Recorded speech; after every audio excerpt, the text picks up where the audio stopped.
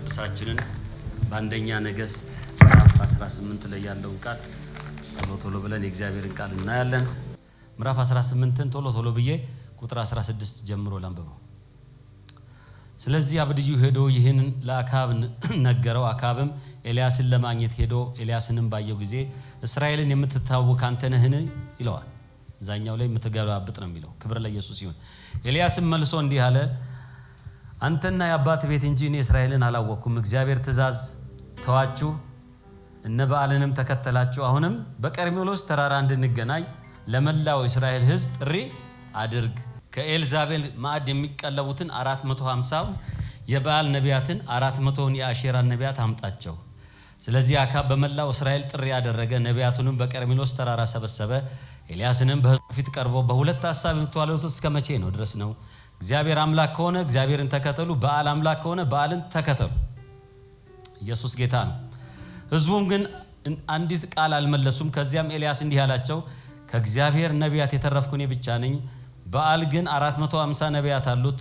2 ወይፈኖችን ስጡን፣ እነርሱንም አንዱን መርጠው ይሰዱ፣ በየብልቱ ቆራርጠው በእንጨት ላይ ያኖሩት፣ ግን እሳት አያንድዱበት። እኔም ሁለተኛውን ወይፈን አዘጋጃለሁ፣ በእንጨትም ላይ አኖረዋለሁ፣ እሳትም አላነድበትም። ከዚያ እናንተ የአምላካችሁን ስም ጥሩ፣ እኔም የእግዚአብሔርን ስም እጠራለሁ። ሰምቶ በእሳት የሚመልሰው እርሱ እውነተኛ አምላክ ይሁን አለ። ክብር ለኢየሱስ ይሁን። አሜን በሉ እስቲ። ለዛ ሰምቶ በእሳት የሚመልስ አምላክ እርሱ ምን ይሁን? እውነተኛ ይሁን። ክብር ለኢየሱስ። ኤልያስም ለበዓል ነቢያት እናንተ ብዙ ስለሆናችሁ በመጀመሪያ አንዱን ወይፈን መርጣችሁ አዘጋጁ፣ የአምላካችሁንም ስም ጥሩ፣ ግን እሳት አታንድዱበት አላቸው። ስለዚህ የተሰጣቸውን ወይፈን ወስደው አዘጋጁ። ከዚያም ከጠዋት እስከ እኩለ ቀን የበዓልን ስም ጠሩ። በዓል ሆይ ስማን እያሉ ጮሁ። ድምፃቸውንም ከፍ እያደረጉ የሚመልስም አልነበረም።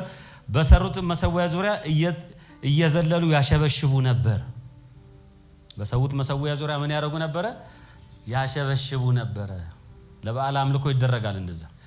እኩለ ቀን ላይ ኤልያስም ድምፃችሁን ከፍ አድርጋችሁ ጩሁ እንጂ አምላካችሁ አይደለም እንዴ? ምናልባት በሐሳብ ተውጦ ወይንም ስራ በዝቶበት ኤልያስ በጉዞ ላይ ይሆናል፣ ተኝቶም ከሆነ ቀስቅሱት እያለ ያፊዝባቸው ነበረ። ስለዚህ እየጮሁ ሰውነታቸውን በሰይፍና በጩቤ ያቆስሉ ነበረ። እየቀደዱ ደማቸውን ያፈሱ ነበረ። እኩለ ቀን አለፈ። እርሱም የሰርክ መስዋዕት እስኪቀርብ የመዘላልበት ትንቢት ይናገሩ ነበር። አሁንም ድምፅ የለም፣ የመለሰና ከቁም ነገር የቆጠረውም አልነበረም። ስለዚህ ቁጥር 30 ከዚያም ኤልያስ ሕዝቡን በሙሉ ወደ እኔ ቅረቡ አላቸው። ሕዝቡ ሁሉ ወደ እርሱ ቀረቡ። እርሱም ፈርሶ የነበረውን የእግዚአብሔርን መሰዊያ ምን አደረገ ይላል? እስቲ አሜን በሉ። ለዛ አሜን። ኤልያስም ፈርሶ የነበረውን የእግዚአብሔርን መሰዊያ ምን አደረገ ይላል? ሰራ። ኢየሱስ ጌታ ነው። ከዚያም ኤልያስ ስምህ እስራኤል ይባላል ተብሎ የእግዚአብሔር ቃል በመጣለት በያዕቆብ ልጆች ነገድ ቁጥር ልክ 12 ድንጋይን ወስዶ በድንጋዮች ላይ ለእግዚአብሔር ስም መሰዊያ ሰራ።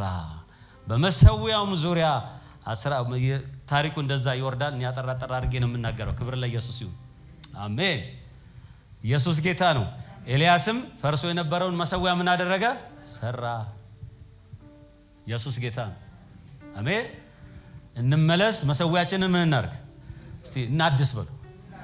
መሰዊያ ምን ይሁን? አዎ መሰዊያ ሲታደስ፣ መሰዊያ ሲሰራ የሚሆን ነገር ስላለ ነው። ኢየሱስ ጌታ ነው። ኤልያስ ይህንን ያለ ፈርሶ የነበረውን የእግዚአብሔርን መሰዊያ በመጀመሪያ ምን አደረገ? ሰራ ይላል። ክብር ለስሙ ይሁንለት። መጽሐፍ ቅዱስ ሲነግረን ያ የመሰዊያው ስፍራ የት ነው ካላችሁኝ፣ የእግዚአብሔር የመገኛኛው ቦታ ነው።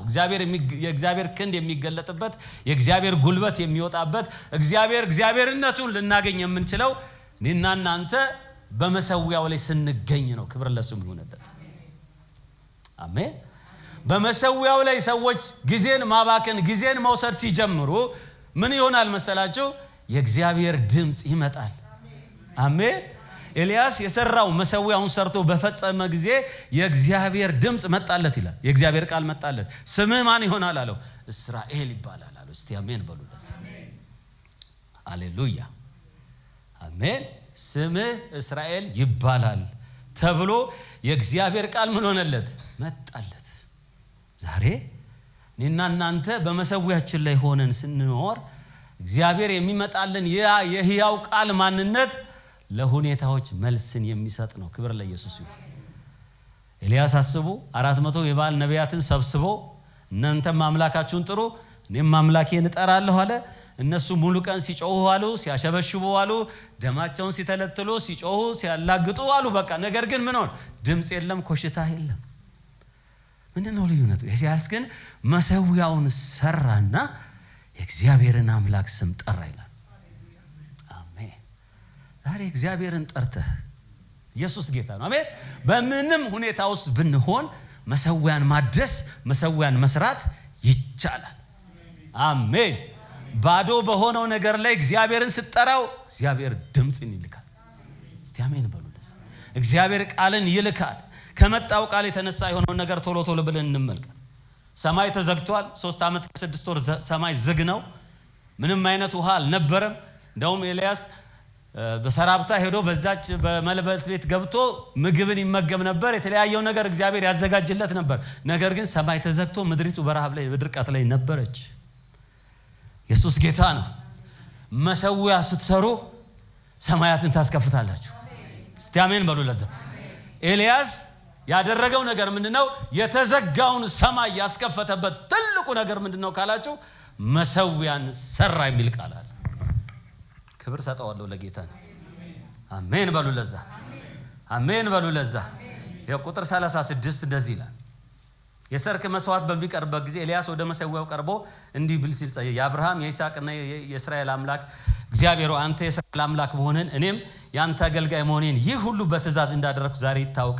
ይህ ሕዝብ አንተ አምላክ እግዚአብሔር እውነተኛ መሆንን ልባቸው ይመለስከው አንተ መሆንን ያውቁ ዘንድ እባክህ ስማኝ እግዚአብሔር ሆይ እባክህ መልስልኝ ብሎ በእግዚአብሔር ፊት ጮኸ ይላል። ክብር ለኢየሱስ ይሁን። አሜን። በመሰዊያ ላይ የሚደረግ ጩኸት ሃሌሉያ አሜን። ቁጥር 38 ከዚያም የእግዚአብሔር እሳት ወርዳ መስዋዕቱን፣ እንጨቱን፣ ድንጋዩን፣ አፈሩን ፈጽማ በላች፣ በጉድጓድ ውስጥ ያለው ሁሉ ላሰች ይላል። ክብር ለኢየሱስ አሜን። ሃሌሉያ ሃሌሉያ ሃሌሉያ። ይኸው የተዘጋው ሰማይ የሚከፈተው በእግዚአብሔር እሳት። እስቲ አሜን በሉ። ለዛ የደረቀው ነገር መልስ የሚያመጣው የእግዚአብሔር እሳት ሲመጣ ነው። ሃሌሉያ። መጽሐፍ ቅዱስ በመንፈስ የጋላችሁ ሁኑ ይላል። አሜን። መንፈሳዊ ነገር ላይ ግለት ይጠይቃል። መንፈሳዊ ነገር ላይ ዝለት ሳይሆን ግለት። እስቲ አሜን በሉ። ለዛ አሜን። ሲመች የሚደረግ ሳይመች የሚተው ሳይሆን የሚቀጥል ነው፣ በቀንም በማታም። እስቲ አሜን በሉ። ለዛ የቀጠሉ ህዝቦች ምን ያደርጋሉ መሰላችሁ? ሰማያትን ምን ያደርጋሉ? እስቲ ድምጻችሁን ልስሙ። ሰማያት ይከፈታሉ። መቼ? ስትቀጥሉ። ኢየሱስ ጌታ ነው። መሰዊያን ሰራ፣ የእግዚአብሔር ቃል መጣለት፣ የእግዚአብሔር እሳት ከሰማይ ወረደች፣ መስዋዕቱን በላች ይላል። ክብር ለስሙ ይሁን። ሃሌሉያ። ወደ አንድ ስፍራ እንሄዳለን። ክብር ለኢየሱስ ይሁን። መሰዊያ ይታደሳል ዛሬ። አሜን። ዛሬም በተዘጋው ሰማይ ላይ መሰዊያን መስራት ይቻላል። ሰማያት ተዘግተዋል፣ ነገሮች ደርቀዋል፣ ምንም የሚመስል ነገር የለም፣ ዙሪያው ድርቅ ነው። ነገር ግን መሰዊያን እንስራ። አሜን። እኔና እናንተ የምንለውጠው ነገር ሳይኖር አንድ ነገር እንችላለን። በእግዚአብሔር ፊት ባለማቋረጥ መሆን እንችላለን። አሜን። ጠላትን ተስፋ ታስቆርጣለህ፣ ጨለማን ትመታለህ። ሃሌሉያ። የበዓል ነቢያትን ሰብስቦ ምን አረጋቸው ይላል? አሳረዳቸው። አሜን አሜን ትላላችሁ። የበዓል ነቢያትን ሰብስቦ አንድም እንዳያመልጥ ብሎ እያንዳንዳቸውን ፈጸማቸው ይላል። መቼ? እሳት ከወረደች በኋላ። የእግዚአብሔር እሳት ከወረደ በኋላ የትኛውም የጠላት አካሄድ ሊሰለጥን አይችልም። ሲያሜን በሉ። ለዚህ መሰዊያን ሰራ። ሃሌሉያ። የእግዚአብሔር እሳት ወረደች፣ የጠላትን ስራ በሙሉ እዛ ቦታ ላይ አፈር አበላው ይላል። ክብር ለኢየሱስ ይሁን። ዛሬ በየትኛው ጠላት ነው እኔና እናንተ እየታወክን ያለን? አሜን። እስቲ አሜን በሉ። ለዛ የስጋና የደም የሰው ጠላት የለንም። ከሰዎች በስተጀርባ የሚሰራ ግን የመናፍስት አሰራር አለ። እሱን ማን ይመታዋል ካላችሁ መሰዊያን ስራ። ሃሌሉያ። ስለ ራስ ጥብቅና አትቁም፣ አንተ አትታገል። ሃሌሉያ። የጠራ ጌታ ምንድነው? የታመነ ነው። መሰዊያውን ሲያይ ቃል ይለታል። ቃሉ ሲመጣ እሳት ይመጣል። እሳት ሲመጣ የበዓል ነቢያቶች ይታረዳሉ። የሚያውኳችሁ ምን ያደርጉ ይላል? ይቆረጡ ይላል። እስቲ አሜን በሉ። ክብር ተሰጥቷላችሁ ለጌታ ለኛ። ሃሌሉያ ሃሌሉያ። ባዶ በሆነው ነገር ላይ መሰዊያ ያሰራል። በሞተው ነገር ላይ መሰዊያን እንሰራል። ድምጽ በሌለው ነገር ላይ መሰዊያን ምን አደርጋለሁ? ከኔ የሚጠበቀው አንድ ነገር። አሜን አሜን አሜን። ሰው አላማከርም። ሰው እንዲህ ነው አለለው። ጌትዬ ወዴት ነህ? ክብር ለኢየሱስ ይሁን። አሜን። መሰዊያውን እሰራለሁ። የተዘጋ ሰማይ አለ፣ መሰዊያ ይሰራ። የተዘጉ ነገሮች አሉ፣ መሰዊያው ይሰራ። ዝናቡ ይመጣል። ክብር ለኢየሱስ ይሁን። ሃሌሉያ። የእግዚአብሔር እሳት ወርዳ መስዋዕቱን ምን አረገች? በላች። መሰዊያው ከተሰራ በኋላ የሰማይ እሳት መጣ። መምጣት ግዴታው ነው። በቃ ግዴታው ነው። አንተ አይደለም እኔ አይደለም የምናመጣው። መሰዊያውን ግን ሰርተ በእግዚአብሔር ፊት መሆን ስትጀምር እግዚአብሔር ቃሉን ሲልክ እሳት ከመጣ በኋላ ክብር ለስሙ ይሁንለት። አሜን። የእግዚአብሔር ቃል ሲናገር ጠላትህን ከፊት አውጥቶ አጥፋው ይላል። ጠላት የሚታረድበት አሰራሩ የሚፈርስበት መንገዱ ይሄ ነው። ክብር ለኢየሱስ ይሁን። አሜን። ለጠላት ጸልይ አይልም፣ ለጠላት እንዲህ አይልም። አንተ ስራና በቦታው ተመላለስ። ክብር ለኢየሱስ ይሁን። ከዛ በኋላ ምን ሆነ? አምላክ እግዚአብሔር እርሱ እውነተኛ አምላክ ነው አሉ። አሜን። እሳት ከወረደች በኋላ ቁጥር 39 ሕዝቡ ሁሉ ይህን እያዩ በግንባራቸው ተደፍተው አምላክ እግዚአብሔር እርሱ እውነተኛ ነው፣ እግዚአብሔር እርሱ እውነተኛ አምላክ ነው አሉ። እዚያም ኤልያስ የበዓል ነቢያትን ያዟቸው፣ አንድም ሰው እንዳያመልጥ ሲል አዘዘ። ሕዝቡም ያዟቸው። ኤልያስም ወደ ቂሶን ወንዝ ወስዶ አሳረዳቸው። በጠላት ላይ መበቀል ትፈልጋለህ? መንገዱ ይሄ ነው። ክብር ለኢየሱስ። ከጠላት ጋር አንተ አትዋጋም። የሚዋጋልህ ሰማይ አምላክ አለ። ሃሌሉያ። ውጊያው የማን ነው? እግዚአብሔር ተዋጊ ነው፣ ስሙም እግዚአብሔር ነው። በድፍረት እንናገራለን። ሃሌሉያ። ቁጥር 41 ላይ እንደዚህ ይላል፣ ኤልያስም አክዓብን የከባድ ዝናብ ድምጽ ይሰማልና ሂድ ብላ ጠጣ ብሎ አክዓብን ላከው ይላል። ማን? ኤልያስ። ማን ነው ያለው? ኤልያስ። አክዓብን ምን አለው? ሂድ በቃ ታላቁ ሽንፍር ሊመጣ ነው፣ የሚያጥለቀልቅ ይሄን ድርቀት የሚያስወግድ ነገር ሊመጣ ነው፣ አንተ ግን ሂድና ብላ ጠጣ አለው። ከዛስ ኤልያስ ምን አደረገ? ቁጥር 42 ስለዚህ አክዓብ ሊበላ ሊጠጣ ሄደ። ኤልያስ ግን ወደ ቀርሜሎስ ተራራ ጫፍ ወጣ ይላል። ሲያበኝ በሉ ለዛ ወደ ቀርሜሎስ ተራራ ጫፍ ምን አደረገ? ወጣና ፊቱን በጉልበቶቹ መካከል አድርጎ ወደ መሬት አቀረቀረ የሚል ቃል አለ። እስቲ አሜን በሉ። እንደዛ ማድረግ ይችላል? እኔ ምችል አይመስልኝ። ተንበርክኮ በጉልበቱና በጉልበቱ መሃል አቀረቀረ። በቀርሜሎስ ተራራ ላይ ወጥቶ ይኸው የሚጠብቀው አንድ ነገር አለ። ምን? ዝናቡ ሊመጣ ነው ብሎታል ጌታ። አክዓብን ሂድ ብሏል። አክዓብን ተናግሮ ለአክዓብ ነግሮታል። በቃ ዝናብ ሊወርድ ነው። የእግዚአብሔር እሳት ወርዳለች፣ ጠላቶችን በልታለች። ዝናቡ ግን ሊወርድ ነው። ግን አንድ ነገር ይጠየቃል። በቀርሜሎስ ተራራ ላይ ወጥቶ ኤልያስ መንበርከክ ነበረበት።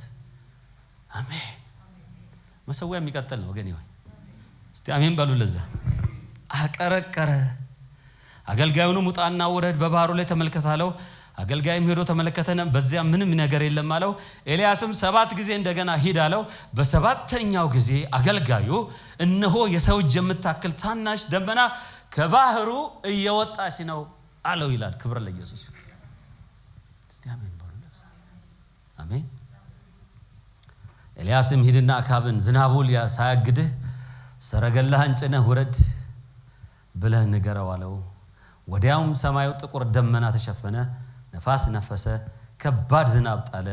አክዓብም በሰረገላ ተቀምጦ ወደ እስራኤል ሄደ ይላል። ክብር ለኢየሱስ። 46ኛው ቁጥር የእግዚአብሔርም ኃይል በኤልያስ ላይ ወረደ። ሲያሜን በሉ። የእግዚአብሔር ኃይል በማን ላይ ወረደ? ዛሬ ይወረድባችሁ። አሜን። የእግዚአብሔር ኃይል በኤልያስ ላይ ወረደ። ኤልያስም ልብሱን ከፍ አድርጎ ቀበቶን ከታጠቀ በኋላ እስከ እስራኤል ድረስ አክዓብን ቀድሞት ሮጠ ይላል። ስለዚህ መሰዊያ ከተሰራ በኋላ የሚሆነው ነገር ልንገራችሁ። የእግዚአብሔር ድምጽ ይመጣል። አንድ እስቲ አሜን በሉ። ለዛ ሁለተኛ የእግዚአብሔር እሳት ይወርዳል። አሜን በሉ ለዛ። ሶስተኛ የጠላት ኃይል ይደመሰሳል። እስቲ አሜን በሉ ለዛ። አራተኛው ደግሞ ድርቀትን የሚያጠፋ ዝናብ ይዘንባል። ልምላሜ ይሆናል። ምድረ በዳውን ኤደን በረሃውንም ገነት የሚያደርግ አምላክ አለ። ዛሬ የደረቀ ነገር አለ፣ ሰማይ ክፍት ነው።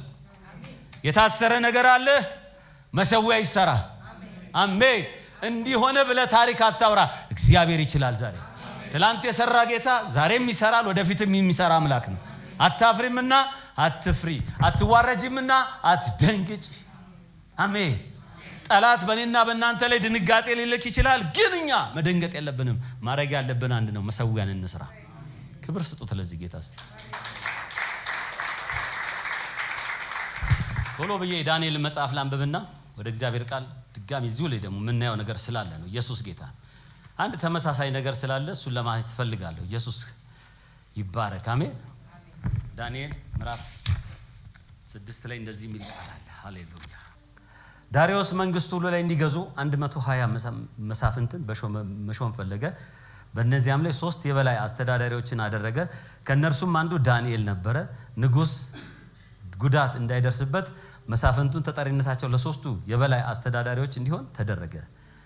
ከመሳፍንቱና ከበላይ አስተዳዳሪዎች ሁሉ ይልቅ ዳንኤልን ልዩ የጥበብ መንፈስ የሞላበት ሆኖ በመገኘቱ ንጉስ በመላው ግዛቱ ላይ ሊሾመው አሰበ ይላል። ሃሌሉያ። በዚህ ምክንያት የበላይ አስተዳዳሪ መሳፍንቱ ዳንኤልን የሚያከናውነው የመንግስት ሥራ ሊከሱት ሰበብን ፈለጉ፣ ነገር ግን አላገኙበትም ይላል።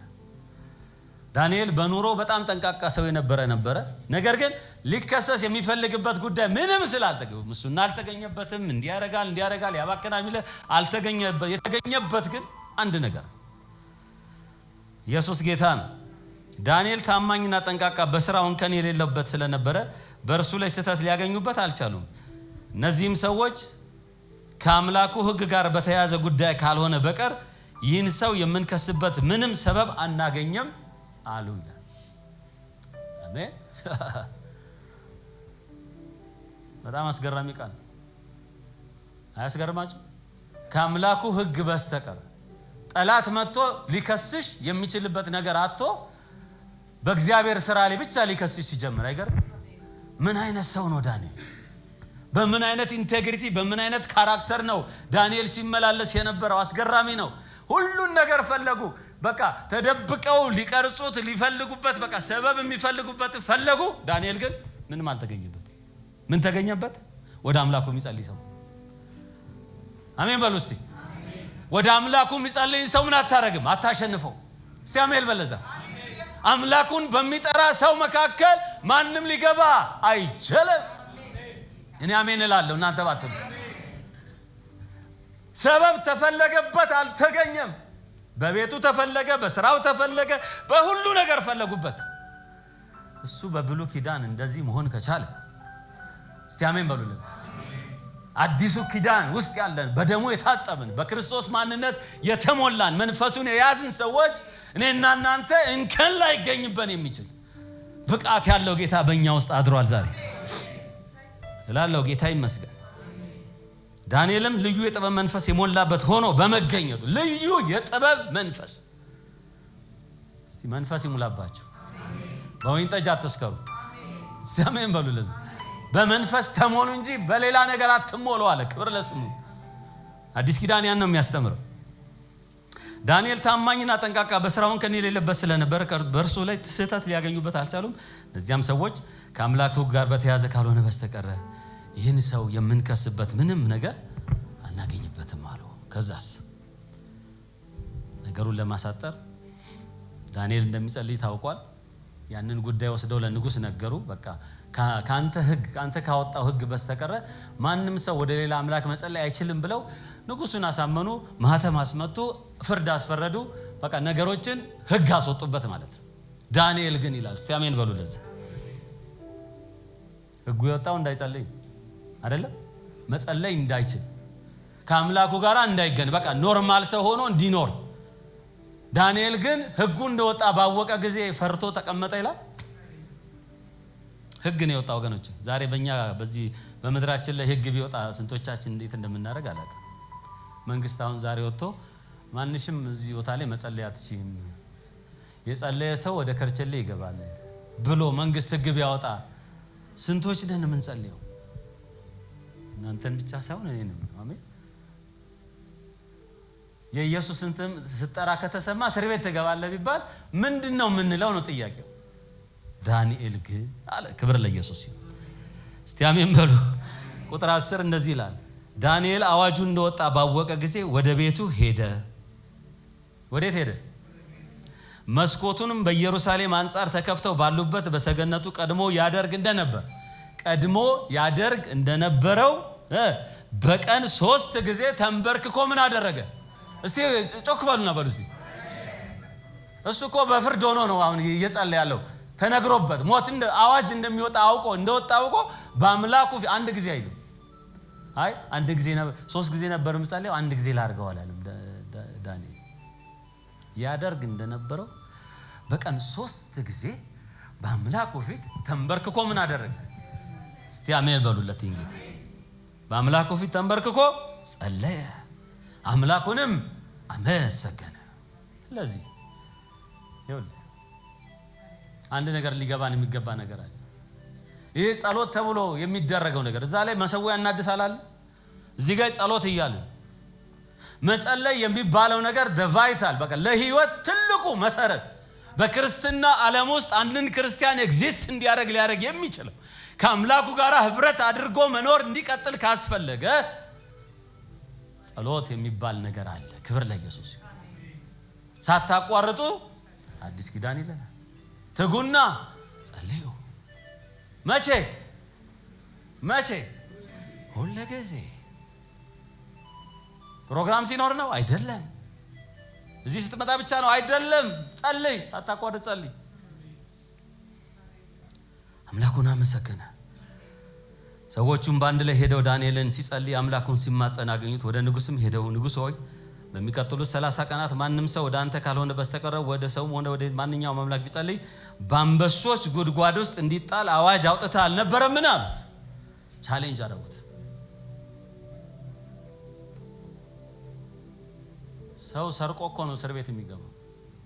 ዳንኤል እኮ ሞት የተፈረደበት ጸልዮ ነው። አይገርማችሁ? ነው ቢፈረድብን ጸልየን ይፈረድብናል። አሜን በሉ። እንደዚህ ክብር ለኢየሱስ ይሁን። ክብር ነው የሚመጣው። ጸልየ ብትከሰስ ክብር ሊመጣ ነው። ሃሌሉያ። ጸልዮ አንበሶች ጉድጓድ ውስጥ አይ በቃ ለምን ትሞታለህ ብሎ እኮ የሚመከር አለ አይደለም? አምላክ የልብን ያውቃል አይደለም? በቃ እሱ ስለሚያውቅ ለምን አንተ እዛ ችግር ውስጥ ትገባለህ? ተው በቃ እንደውም ዝም ብለህ በልብ ጸልይ የሚልም አለ እኮ መካሪው ማለት ነው። ግን ያው እውነተኛ ምክር አይደለም። ከዛ በኋላ የሆነውን ነገር ታውቃላችሁ። አዋጁን ነገሩ። ቁጥር 13 እነርሱም ንጉሥ ሆይ ከይሁዳ ምርኮኞች አንዱ የሆነው ዳንኤል አንተንም ሆነ በጽሑፍ ያወጣውን አዋጅ አያከብርም። አሁንም በቀን 3 ጊዜ ወደ አምላኩ ምን ያደርጋል? ይጸልያል። ኢየሱስ ጌታ ነው። ዞሮ በቃ ንጉሱ ተጨነቀ፣ ሊያድነው ፈለገ። ነገር ግን በቃ ካወጣው ሕግ የተነሳ ምንም ማድረግ ስላልቻለ በቃ ወደ አንበሶች ጉድጓድ እንዲጣል አዘዘ። ቁጥር 16 ስለዚህ ንጉስ ትእዛዝ ሰጠ። እነርሱም ዳንኤልን አመጡት፣ ወደ አንበሶችም ጉድጓድ ምን አደረጉት? ጣሉት።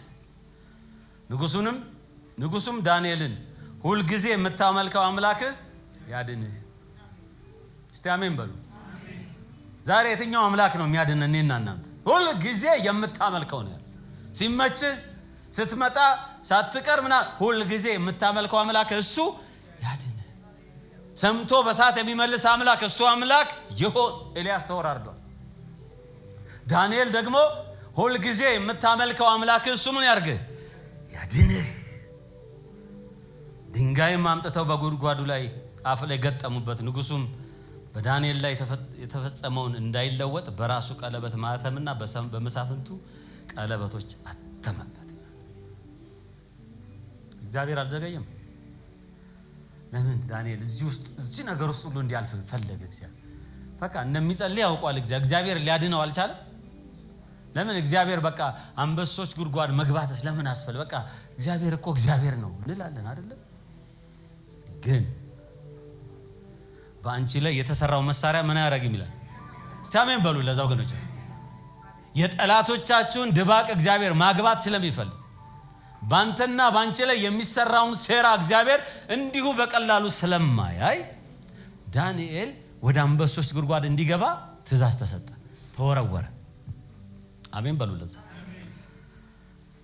በማለዳም ቁጥር 19 ገና ጎህ ሲቀድ በንጉሥ ተነስቶ ወደ አንበሶች ጉድጓድ እየተጣደፈ ሄደ። ወደ ጉድጓድም ቀርቦ በሐዘን ድምፅ ዳንኤልን የሕያው አምላክ አገልጋይ ዳንኤል ሆይ ሁልጊዜ የምታመልከው አምላክህ ከአንበሶቹ ሊያድንህ ችሏልን ብሎ ተጣራ ይላል። ዳንኤልም እንዲህ ብሎ መለሰ። ንጉሥ ሆይ ለዘላለም ንገስ። ንጉሥ ሆይ በፊቱ ቅን ሆኜ ተገኘው፣ በአንተ ፊት በደል አልተገኘብኝም። አምላኬ መልአኩን ልኮ የአንበሶችን አፍ ምን አረገ? ይኸውልህ የአንበሶችን አፍ የሚዘጋ አምላክ አንተ ጋር አለ። ኢየሱስ ጌታ ነው። የአንበሶችን አፍ መልአክ ልኮ ከዘጋ፣ ሃሌሉያ! ይሄ ጌታ ዛሬም አለ። ይሄ ኢየሱስ ዛሬም አለ። የእግዚአብሔር ቃል አላለፈም። የእግዚአብሔር ጆሮ ከመስማት አልደነቆረም። ሃሌሉያ! ዳንኤልን እኮ ሊያስቆመው ይችል ነበር፣ ግን ፈቀደ። እግዚአብሔር ገባ፣ ጉድጓድ ውስጥ ገባ። አምላኬ ግን መልአኩን ልኮ የአንበሶችን አፍ ምን አረገ? እዛ ላይ አላቆመም። ዘጋ ብሎ አላቆመም። ተመልከቱ። እነሱም አልጎዱኝም አለ። ክብር ለኢየሱስ ይሁን። አሜን። ይጎዳሃል ተብሎ የተሰራው መሳሪያ፣ ያጠፋሻል ተብሎ የተሰራው የመናፍስት አሰራር የትኛውም ያለት ጥልቅ ቢሆን ሊጎዱሽ አይችሉም። የጠራን ጌታ ምን ነው? እስቲ ደስ ይበላችሁ፣ አመስግኑት ጌታ። በደንብ በደንብ በደንብ አልጎዱኝም አለ። ክብር ለኢየሱስ ይሁን። እግዚአብሔር እስከዚህ ደረጃ ድረስ እንዲደርስ የፈለገው ክብሩን ማሳየት ነው። እንደማይጎዱ ሊያሳይ ስለፈለገ ጠላት እንዲያረገኝ ሳይሆን ዳንኤል ግን በአምላኩ ፊት በቀን 3 ጊዜ ያረግ እንደነበረው ይጸልይ ነበር። መሰዊያን ይሰራ ነበር። መሰዊያን ያድስ ነበር። በመሰዊያው ላይ ቀንና ሌሊት ይመላለስ ነበር። እግዚአብሔር ግን አብሮት ነበር። ጌታ ይባረክ። ይህን ተናግሬ ጨርሳለሁ። ኢየሱስ ጌታ። ንጉሡም ተደስቶ ዳንኤልን ከጉድጓድ እንዲያወጡ ታዘዘ። ዳንኤልም በአምላኩ ታምኖ ነበርና ከጉድጓድ በወጣ ጊዜ አንዳች ጉዳት አልተገኘበት። እስቲ አሜን በሉልኝ። አዎ ትበላለህ ተብለህ የሚበሉት በጀርባ ተነጋግረው አንተን ሊያስበሉ ጉድጓድ ከተው ሊሆን ይችላል። እስቲ አሜን በሉ። አሜን በሉ። ጉድጓድ ሊያስበሉ በእንበርሳ ሊያስበሉ ብዙ ከስረት የተደረገ ነገር መጥቶ አንተን ጉድጓድ ብትገባ እንኳን ያንቺ ጌታ ያንተ ጌታ አታፍሪምና አትፍሪ። አዎ አትጎብጥም፣ አትወድቅም፣ አትበላም። ኢየሱስ ጌታ ነው።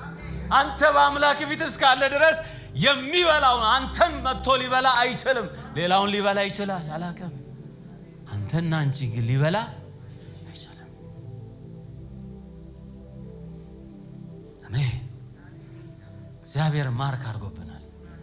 በልጁ በኢየሱስ ክርስቶስ ደም አማካኝነት የዋጀህ ለአምላኩ ካህናትና ነገስታት፣ የነገስታት ንጉስ፣ የጌቶች ጌታ የሆነው ጌታ በስሙ የተጠራን ህዝቦቹ ሃሌሉያ የጠላት መጫወቻ እንድንሆን አይፈቅድም። እስቲ አሜን በሉልኝ። ከዛስ ቁጥር 24 በንጉስ ትእዛዝ በሉ። እስቲ በንጉስ ትእዛዝ በሉ። ዳንኤልን በሐሰት የከሰሱትን ሰዎች እስቲ አሜን በሉልኝ። ዳንኤልን በሐሰት የከሰሱትን ሰዎች ከሚስቶቻቸው ከልጆቻቸው ጋር አምጥተው በአንበሶች ጉድጓድ ውስጥ ጣሏቸው ይላል። አይገርማችሁ? ውይ አረብ ይገባን። አሜን። ገና ጉድጓዱ መጨረሻ ሳይደርሱ ይላል ተወርውረው አየር ላይ ያሉ ቦጫጭቀው ጨረሷቸው ነው። እግዚአብሔር ለምን ዳንኤልን ቀድሞ አላደነውም ብለህ ልትል ትችላለህ። ግን እግዚአብሔር ዛሬም እንደሚል ታውቃለህ፣ ባንተ ላይ የተነሳውን የጠላትን ስራ ኤልያስ 400ን የባል ነቢያት እንዳሳረደ አንተንም አንቺንም የሚጋፋ የሚገዳደርህን ጠላት ድባቅ ይመታዋል። ክብር ለኢየሱስ። እኔ ቆሜ አመሰግነዋለሁ ጌታ። እኔ ቆሜ አመሰግነዋለሁ። ክብር ስጡት። ይችላል ይችላል ጌታ። የጠላትሽን መጨረሻውን በቃ ከቢት ቢገባ አንተን ሊበላ የገባውን ጠላት እርሱ ራሱ ሜል